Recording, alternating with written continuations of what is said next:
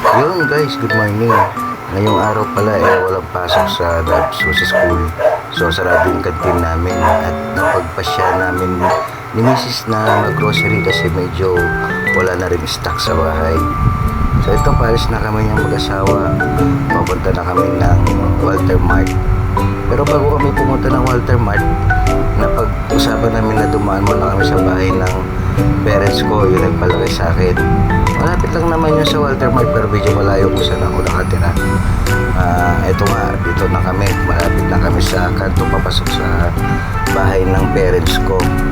So medyo matagal na rin, no? Mula nung umalis ako dito, nung bumukod ako sa parents ko, siguro nasa 10 years na rin. Simula ng pamilya ako kasi nagsarili na ako eh. So kung di ako nagkakamali, no? So yun naman kasi palagi ko yung tama eh, bilang lalaki.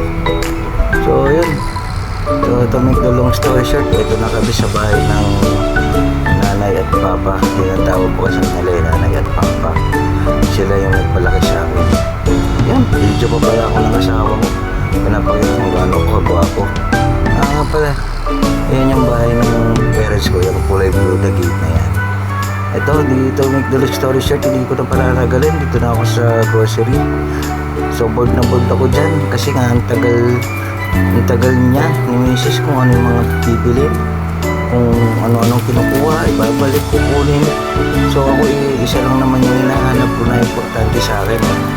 At ewan ko bakit hindi niya pa yung inuna. Sabi ko din ang unahin kasi napakahalaga sa akin nun. Yan, para siyang palakay dyan.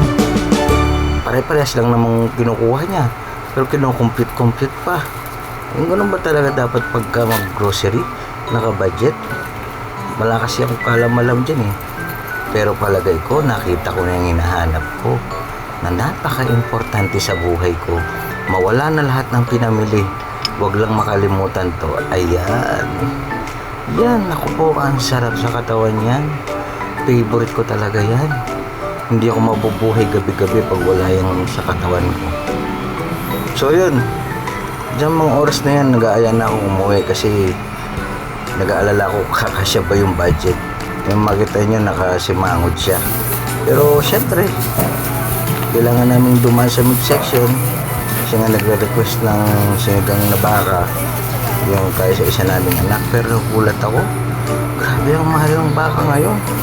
Pero yung 455 isang kilo. Oh, grabe naman.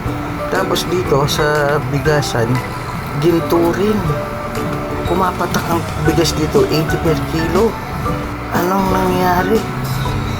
Oh, yan, sa mga panahon yan, sabi ko huwag na kami dyan bumili. Sa iba na lang kasi nga nakukuha lang namin yung bigas. Mura kumpara dito. Eto na. Sa wakas, magbabayaran na kami. Medyo nagpapakross finger ako, ano, kasi ang dami niyong pinakukuha dyan, mga sabon. Talagang nag-stocks na siya eh.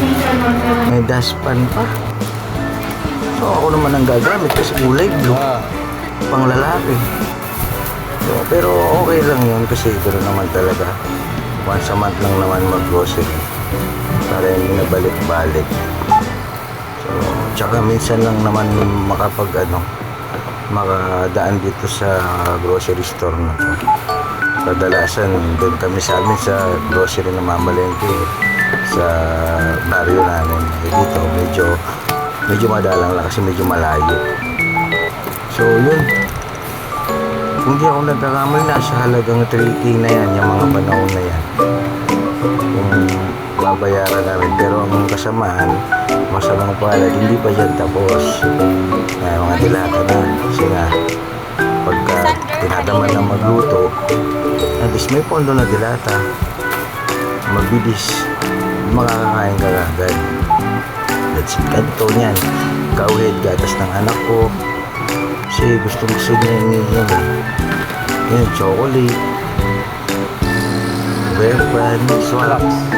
Kung mga makikita nyo, puro mga naman, necessity naman yung mga kailangan naman talaga. Ayun, hindi na ako nagkakamali, 3,000 na. So So yun, toyo, suka. So yun, umabot ng 5,000 plus. Lahat-lahat. Napapakamot na lang ako ng